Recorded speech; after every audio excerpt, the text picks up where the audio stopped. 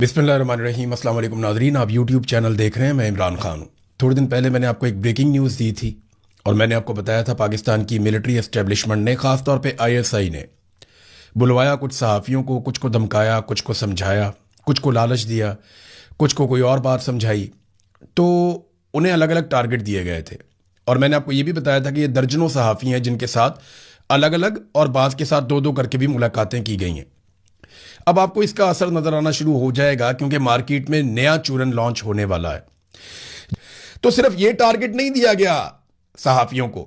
आप हैरान हो जाएंगे, कुछ सहाफी जो जमहूरियत के लिए आवाज उठाते थे, आजादी इज़हार राय के लिए आवाज उठाते रहे हैं, आइंदा भी उठाते रहेंगे, लेकिन उनके ऊपर बड़ा शदीद दबाव है। उनसे कोई इख्तलाफ नहीं है, उनसे कोई गुस्सा नहीं है, लेकिन मामला यह है कि पाकिस्तान की मिलिट्री एस्टेब्लिशमेंट उन पर दबाव डाल रही है। अब यह साबित करने की भी कोशिश की जाएगी कि इमरान खान ही तरक्की का दुश्मन है जनाब, और वो जमहूरियत के खिलाफ है और गैर जमहूरी और गैर सियासी आदमी है। ये भी आप आने वाले दिनों में सुनेंगे कि इमरान खान बात करने के लिए तैयार नहीं है, इमरान खान मुज़ाकरात करने के लिए तैयार नहीं है, इमरान खान गैर जमहूरी आदमी है, इमरान खान सबको जेलों में डालना चाहता है, इमरान खान ने सबको धमकियां दी। भाई, जलसों के अंदर सारे पॉलिटिकल लीडर एक दूसरे को धमकियां देते हैं। शहबाज शरीफ ने कहा था कि मैं जरदारी को सड़कों पर घसीटूंगा, नहीं तो मेरा नाम शहबाज शरीफ नहीं है। तो क्या उसने सड़कों पर घसीट दिया? बताएं ना। फजलुर रहमान ने इमरान खान को यहूदी एजेंट कहा, तो क्या वो मुंह पे आके कह सकता है? तो इमरान खान साहब ने गो के बहुत सारी ऐसे बातें की जिनसे आपको इख्तलाफ हो सकता है, लेकिन तमाम पॉलिटिकल लीडर ये बातें अवाम के सामने जलसों में करते हैं और इलेक्शन के दिनों में ज्यादा करते हैं, तहरीक के दिनों में ज्यादा करते हैं। लेकिन सिर्फ इमरान खान को पिन पॉइंट किया जाएगा कि जनाब ये आदमी कसूरवार है। हालांकि मैं कुछ फैक्ट्स आपके सामने रखता हूं। इमरान खान इलेक्शन जीता हुआ है और उसका मैंडेट आसिम मुनीर साहब ने छीनकर बाकी पॉलिटिकल पार्टीज को दे दिया है। नंबर 2, कई बार मुज़ाकरात में इमरान खान धोखा खा चुका है। जब इमरान खान साहब की हुकूमत गिराई गई उसके बाद भी उन्होंने मुज़ाकरात किए, उन मुज़ाकरात में धोखा दिया गया। फिर इमरान खान साहब ने दोबारा मुज़ाकरात किए, फिर धोखा दिया गया।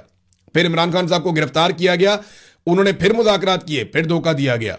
फिर जब इमरान खान साहब इलेक्शन जीत गए, उनका मैंडेट छीन लिया गया, दोबारा उन्होंने मुज़ाकरात किए। हत्ता के 26 नवंबर के कत्लेआम के बाद भी इमरान खान साहब ने मुज़ाकरात किए, लेकिन बार बार धोखा दिया गया।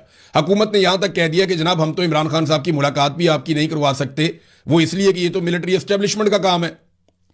तो इसको समझिए कि इमरान खान बार बार मुज़ाकरात के लिए कहता है और आज की तारीख में भी इमरान खान ने अल्लामा राजा नासिर अब्बास और महमूद खान अचकजई को मुज़ाकरात का मैंडेट दिया हुआ है।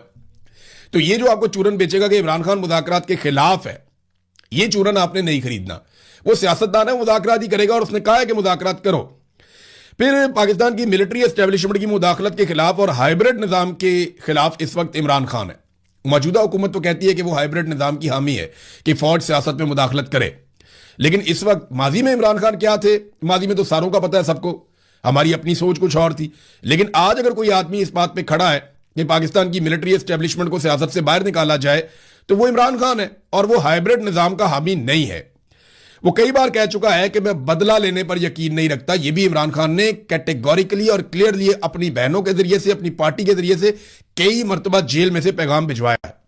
नाज़रीन, इस वक्त वही इमरान खान जाली मुकदमात का सामना कर रहा है, कैद तन्हाई का सामना कर रहा है, मगर फिर भी इमरान खान ने कहा हुआ है कि मुज़ाकरात करो। तो ये चूरन आपने नहीं लेना, कोई भी आपको बेचे तो। अब 18 साल के वोटर के पीछे पड़ गए। मैं राणा सनाउल्लाह साहब का स्टेटमेंट पहले सुन रहा था, अब मैं स्टेटमेंट सुन रहा था कमरुज़्ज़मान कायरा साहब का कि जिस बच्चे को घर के मशवरे में आप शामिल नहीं करते। कायरा साहब, हमारे यहां तो ऐसा नहीं होता, हम तो बच्चों को कॉन्फिडेंस देते हैं, उनको साथ बिठाते हैं। जैसे ही बच्चा बालिग होता है 15-16 साल का, उसको साथ बिठाते हैं, मुशावरत के अमल के अंदर उसको शामिल करते हैं ताकि वो समझे चीज़ों को और वो बेहतर फैसले करने के काबिल हो जाए। और बच्चे बहुत समझदार हैं, सिर्फ उनके मिजाज के अंदर तेजी होती है। नौजवान जब वो होते हैं तो सिर्फ मिजाज के अंदर तेजी होती है और तो कोई बात नहीं होती। कायरा साहब, अपने बच्चों की तरफ देखें आप। फौज के अंदर जो बच्चा भर्ती होता है वो इसी उम्र में भर्ती होता है। यानी बिलावल जब पार्टी का चेयरमैन उसको बनाया गया तो वो 19 साल का था और आप कहते हैं कि 18-19 साल के बच्चे को समझ नहीं होती। तो फिर बिलावल की चेयरमैनी में आप सबको इस्तीफा दे देना चाहिए था। आप सारे क्यों उसके साथ रहे? ये तो बादशाहत वाला निजाम हो गया ना फिर। तो मेरा ये कहना है कि जो 18 साल से 24 साल तक के नौजवान हैं, अगर उनके वोट के हक पर डाका डाला जाए तो मेरी बात तुम सारे कान खोल के सुन लो। तुम लोग मेरे छोटे भाइयों की तरह हो। तुम्हारे लिए मैं नहीं लड़ूंगा, कोई नहीं लड़ेगा, क्योंकि हमारे वोट के हक के ऊपर डाका नहीं डाला जा रहा। ये तुम्हारा वोट का हक है, तुम्हारे वोट के हक के ऊपर डाका डाला जा रहा है। खुद उठकर लड़ो। अगर तुम अपना हक खुद नहीं ले सकते ना, तो तुम्हारा हक कोई नहीं लेकर देगा। 18 साल से 24 साल तक के नौजवानों को चाहिए कि वो अपनी खुद तंजीम बनाएं, खुद इकट्ठे हों, खुद ताकत के साथ खड़े हों। चाहे वो स्कूलों में हैं, चाहे वो कॉलेजेस में हैं, चाहे वो यूनिवर्सिटीज में हैं, चाहे वो किसी जगह पे जॉब कर रहे हैं, चाहे वो पढ़ रहे हैं या नहीं पढ़ रहे हैं, कोई काम कर रहे हैं, जहां पे भी ये नौजवान मौजूद हैं, ये इकट्ठे हों और अपने हक के लिए खुद लड़ें। 18 साल से 24 साल तक के बच्चों का अगर वोट का हक छीना जाए तो खुद खड़े हो जाओ, इनको गिरबान से पकड़ो, 2 झटके दो, ये तुम्हारा हक तुम्हें वापस देंगे। तुम्हारे लिए हम नहीं लड़ेंगे, क्योंकि हमारा हक नहीं छीना जा रहा, तुम्हारा हक छीना जा रहा है। सबसे पहले तुम्हें लड़ना पड़ेगा। जब तुम लड़ोगे तो हम तुम्हारा साथ देंगे, क्योंकि ये तुम्हारी लड़ाई है, तुमसे तुम्हारा हक छीना जा रहा है। ऐसा नहीं हो सकता कि हम तुम्हारी लड़ाई लड़ें और तुम बैठकर तमाशा देखो। नहीं, आपको अपनी लड़ाई खुद लड़नी पड़ेगी। मेरे छोटे बहन भाइयों की तरह हो आप सारे लोग। अगर आपसे आपका यह हक छीना जाए तो डट कर खड़े हो जाना। इनकी औकात नहीं है कि तुमसे 2 दिन भी लड़ सकें। डट कर खड़े हो जाना, मेरी बात याद रखना। और जमहूरी अंदाज में खड़े होने की मैं बात कर रहा हूं। पकड़ो इनको गिरेबान से, जाकर इनसे अपना हक ले लो, अगर ये आपका हक छीने तो। अब नाज़रीन, कुछ इंटरनेशनल खबरें हैं, उनकी तरफ चलते हैं। नंबर 1 तो ये तेहरान में आसिम मुनीर साहब की मुलाकातें हुई हैं। एक तो वो सदर से मिले, ईरान के वजीर खारजा से मिले, बाकर कालीबाफ से भी उनकी मुलाकात हुई। तो बर्फ पिघलाने की पूरी कोशिश की जा रही है। आसिम मुनीर साहब ने अमेरिका का पैगाम पहुंचाया, क्योंकि अमेरिका आसिम मुनीर साहब पे बहुत भरोसा करता है और वो ये समझते हैं कि ये एक अमरीकी नुमाइंदा है जो ईरान के साथ हमारे लिए बातचीत कर सकता है। ईरान को इस बात का कॉन्फिडेंस है कि पाकिस्तान हमारे साथ है, ब्रदर इस्लामी मुल्क है, तो वो हमारा भी लिहाज करेंगे। तो ये अच्छी बात है कि एक रास्ता खुला हुआ है। बहरहाल पाकिस्तान कोशिश कर रहा है अमन के लिए, और इसके इम्कानात कितने हैं ये हमें अगले 24-48 घंटों में आइडिया हो जाएगा। क्योंकि ट्रंप के एक मुशीर हैं और व्हाइट हाउस के डिप्टी चीफ ऑफ स्टाफ हैं डैन स्काविनियो, इन्होंने B-2 बम्बर की एक वीडियो लगाई है। अच्छा, ये तो लगाते रहते हैं लोग, तो इसमें अजीब क्या है? अजीब ये है कि इसी शख्स ने, जो डोनाल्ड ट्रंप का मुशीर भी है, व्हाइट हाउस का डिप्टी चीफ ऑफ स्टाफ भी है, इसने आखिरी मरतबा जब ये वीडियो लगाई थी तो उसके फ़ौरन बाद, एक दिन के बाद, इसराइल ने और अमेरिका ने ईरान पे अटैक कर दिया था। एग्जैक्टली वही वीडियो इस शख्स ने दोबारा से लगाई है।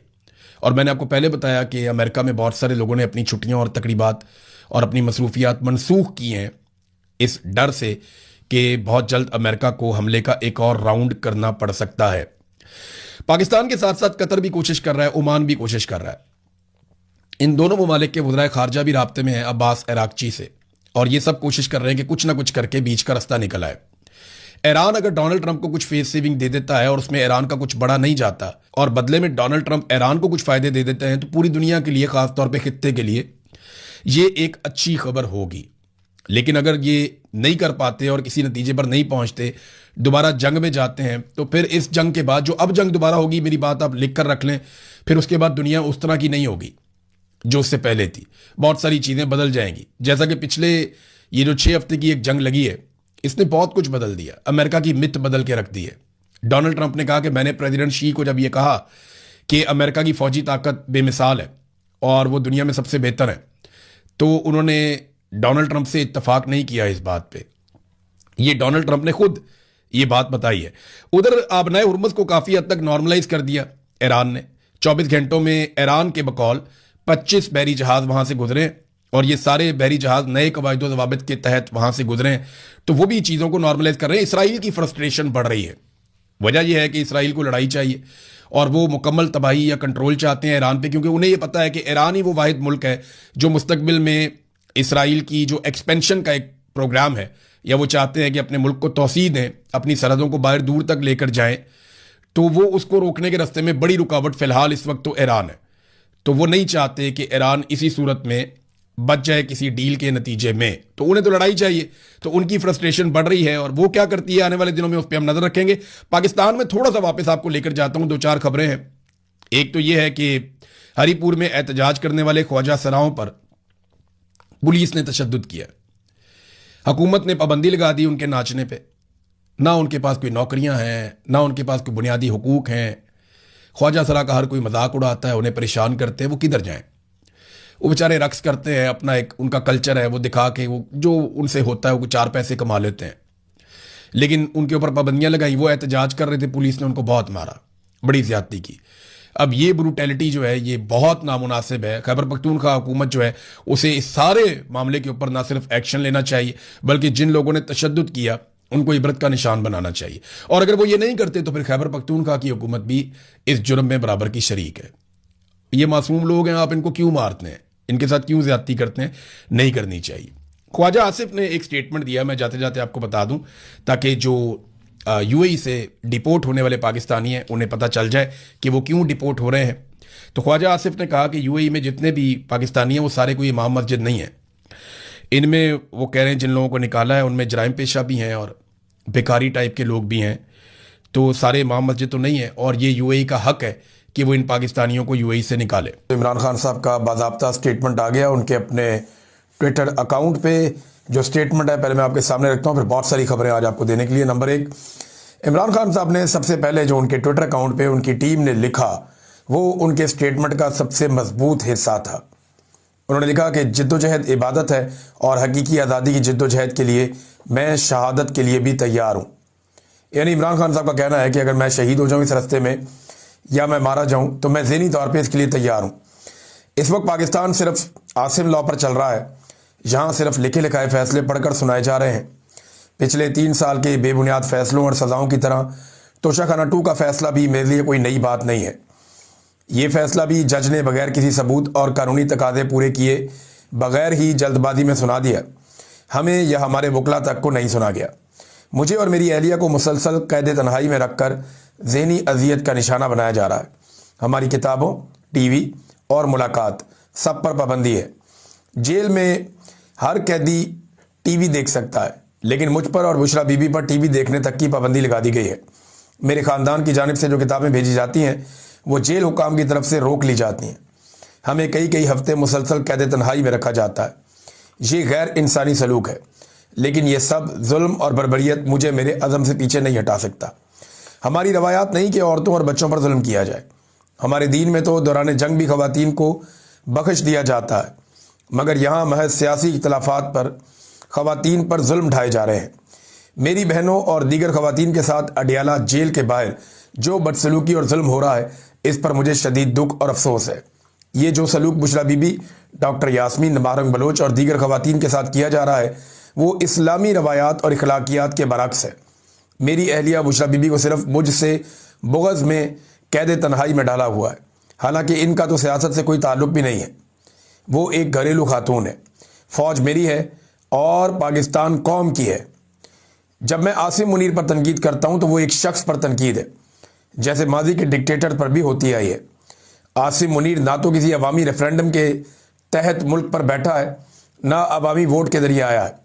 जेल में मेरे साथ जो कुछ भी हो रहा है एक कर्नल के कहने पर हो रहा है जो आसिम मुनीर के अहकामात मानता है। पाकिस्तान में कानून की बालादस्ती का जनाजा उठ चुका है।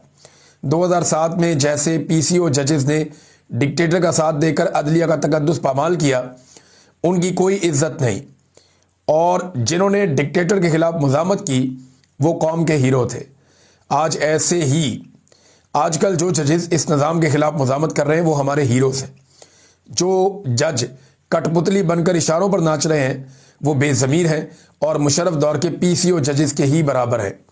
कानून की बालादस्ती और आइन की बहाली की जद्दोजहद के लिए इंसाफ लायर फोरम और वकला का फ्रंट फुट पर आना नागुज़ीर है। इंसाफ का निज़ाम ही अवाम को तहफ़्फ़ुज़ दे सकता है। इसके अलावा ना कोई माशी तरक्की मुमकिन है, ना ही इखलाकी। मुझे सलमान सफदर और उनकी टीम पर एतमाद है और मैंने उन्हें हदायत की है कि बोगस फैसलों के खिलाफ इस्लामाबाद हाई कोर्ट में अपील करें। सुहेल अफरीदी को पैगाम देता हूं कि स्ट्रीट मूवमेंट की तैयारी पकड़ें। पूरी कौम को अपने हुकूक के लिए उठना होगा। जिद्दोजहद इबादत है और मैं पाकिस्तान की हकीकी आज़ादी की जिद्दोजहद के लिए शहादत के लिए भी तैयार हूँ। ये इमरान खान साहब का स्टेटमेंट 20 दिसंबर 2025। इमरान खान साहब ने बड़ा ज़ोरदार स्टेटमेंट दिया है और वो तो या तो आज़ादी या फिर मौत, वो इस मौके पे खड़े हैं। लेकिन उनकी पार्टी की तरफ जब हम देखते हैं तो थोड़ी हमें एक कन्फ्यूजन दिखाई देती है। यानी इमरान खान साहब जिस नहज पे खड़े हैं, क्या उनकी पॉलिटिकल पार्टी उस नहज पे खड़ी है? ऐसा दिखाई नहीं दे रहा।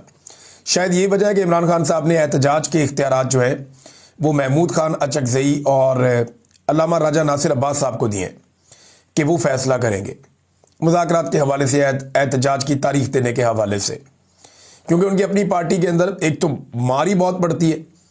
पंजाब के अंदर तो पार्टी में कोई सर नहीं उठा सकता, पकड़ के या तो किसी केस में डाल देते हैं, अंदर डाल देते हैं, या लापता कर देते हैं, या तशद्दुद का निशाना बनाते हैं, कारोबार तबाह कर देते हैं, ख़ानदान उजाड़ देते हैं। तो पंजाब में तो ये होता है। खैबर पख्तूनख्वा में जलसे जुलूस आप करते रहे तो उससे फ़र्क कोई नहीं पड़ता।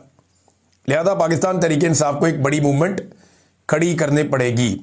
सुहेल अफरीदी के वज़ीर आला खैबर पख्तूनख्वा बनने से जो एक उम्मीद नौजवानों में पैदा हुई थी, पाकिस्तान तहरीक इंसाफ ने अभी तक उसे कैश नहीं करवाया, क्योंकि ये बहुत बड़ा मौका था। लेकिन पाकिस्तान तहरीक इंसाफ ने उससे कोई एक तहरीक या कोई एक मोमेंटम बनाने के लिए अभी तक इस्तेमाल सही तरीके से वो नहीं कर पाए। वो जलसे वलसे कर रहे हैं, तो जलसे तो पहले भी होते रहते हैं, बाकी पॉलिटिकल पार्टीज भी करती रहती हैं। लेकिन जिस पॉलिटिकल पार्टी ने एक इनकलाब का दरवाज़ा खोलना हो, वो खाली जलसे नहीं करते, उनकी तो बड़ी ज़बरदस्त जिम्मेदारियाँ होती हैं। उन्हें हर गली में, हर मोहल्ले में, हर इलाके में, हर गाँव में, करिया करिया हर जगह जाकर उन्हें अपना पैगाम ना सिर्फ पहुँचाना होता है, बल्कि ज़ोरदार तरीके से लिए उसके साथ साथ लोगों को मुनज़्ज़म करना होता है। ज़ोरदार तरीके से एक बड़ी पुरअमन फोर्स कायम करनी होती है, जो ना सिर्फ लोगों की राय को बदले, बल्कि जब वक्त आए तो फिर सारे के सारे बाहर निकले तो पूरे पाकिस्तान के हालात तब्दील हो जाएं। तो वो तो नहीं हुआ। लेकिन इमरान खान साहब की फैमिली जो है वो लगातार बैन अवी मीडिया को इंटरव्यूज़ दे रही है। इसमें अलीमा खानम ने एक और इंटरव्यू दिया अल जज़ीरा को, और ये आवाज़ उठा रहे हैं हर फोरम के ऊपर, हर जगह इस्तेमाल कर रहे हैं। इमरान खान साहब के बच्चे हों, इमरान खान साहब की बहनें हों, ये लोग भरपूर आवाज़ उठा रहे हैं, और कोई है ही नहीं इमरान खान का या उनकी पॉलिटिकल पार्टी जो है उसमें जो लोग पाकिस्तान से बाहर मौजूद हैं वो भी उतना काम नहीं कर पा रहे। एक बड़ी डिवाइड पैदा हो गई थी ओवरसीज़ पाकिस्तानियों में। लेकिन अब ये कोशिश की जा रही है पाकिस्तान तहरीक इंसाफ के लोगों की जानिब से कि जो ओवरसीज़ पाकिस्तानियों के मुख्तलिफ धड़े हैं उन्हें इकट्ठा करके एक मरतबा फिर एस्टेब्लिशमेंट से इमरान खान साहब की जान छुड़ाने के लिए मिलकर कोशिश की जाए। देखिए, आपस में लड़ना तो बड़ा आसान होता है, तो एस्टेब्लिशमेंट के साथ अगर फड्डा है तो फिर आपको खुलकर आना पड़ेगा। इमरान खान साहब के बेटों का जो इंटरव्यू हुआ ना मेहदी हसन के साथ, उसने एक वाकया भी सुनाया। मेहदी हसन बड़े अच्छे जर्नलिस्ट हैं। उन्होंने कहा जी मैं टैक्सी में बैठा तो पाकिस्तानी ड्राइवर था। नॉर्मली यहाँ पे यूके में आप टैक्सी इस्तेमाल करते हैं तो अक्सर आपको पाकिस्तानी ड्राइवर ही आपको मिल जाते हैं, कोई इंडियन भी मिल जाते हैं, लेकिन ज़्यादातर आपको पाकिस्तानी ड्राइवर्स मिलते हैं। तो वो जो पाकिस्तानी ड्राइवर था, कहता है जी वो मैंने जब उससे बात की तो वो इमरान खान का तस्करा करते हुए वो रो पड़ा। उसने कहा जी मैं इमरान खान के लिए जान भी दे सकता हूँ। ये इमरान खान साहब के बेटों को उसने बताया। इन्होंने कहा मैं लंदन में टैक्सी में बैठा तो टैक्सी ड्राइवर पाकिस्तानी था। मैंने पूछा कि तुम इमरान खान के बारे में क्या जानते हो? उसने कहा सर मैं इमरान खान की खातिर अपनी जान दे सकता हूँ। ये कहते हुए वो रो पड़ा। ये मेहदी हसन ने बताया। देखें, यहाँ बेशुमार पाकिस्तानी ऐसे ही हैं, ना सिर्फ यूरोप में, पूरे में, बरतानिया में, आयरलैंड में, जापान में। मैं जिन ममालिक में गया, इवन आज़रबाईजान में, जॉर्जिया में, जहाँ जहाँ मैं गया, जो पाकिस्तानी वहाँ पे जो भी मुझे कोई मिला, हत्ता कि जो वहाँ के रहने वाले लोग हैं, उन ममालिक के जो लोग हैं, वो भी इमरान खान को बड़ी इज्जत की नज़र से देखते हैं। और उन्हें एक बात समझ नहीं आती कि इमरान खान जेल में क्यों है। तो पाकिस्तानी ख़ास तौर पे जो ओवरसीज़ हैं वो तो इमरान खान साहब से बहुत ज़्यादा प्यार करते हैं, बहुत ज़्यादा, बेइंतहा। अब जनाब, मैंने आपसे जैसे कहा कि पाकिस्तान तहरीक इंसाफ ने यह फैसला किया है कि जो ओवरसीज़ पाकिस्तानी हैं जितने, उन्हें इकट्ठा किया जाए। दोबारा कोई इख्तलाफ है तो उसको दूर किया जाए। तो 23 दिसंबर को पाकिस्तानी सफारत खानों के सामने यूरोप में, बरतानिया में धरने दिए जाएंगे। 23 दिसंबर को क्यों दिए जाएंगे? क्योंकि मंगल का दिन है। इमरान खान साहब की बहनें अपने भाई से मिलने के लिए अडियाला जेल के बाहर पहुंचेंगी। तो इस मौका पर मुलाकात अगर ना करवाई गई तो ये प्रेशर डालने के लिए पाकिस्तान की जितनी भी एम्बेसीज बैरून मुल्क हैं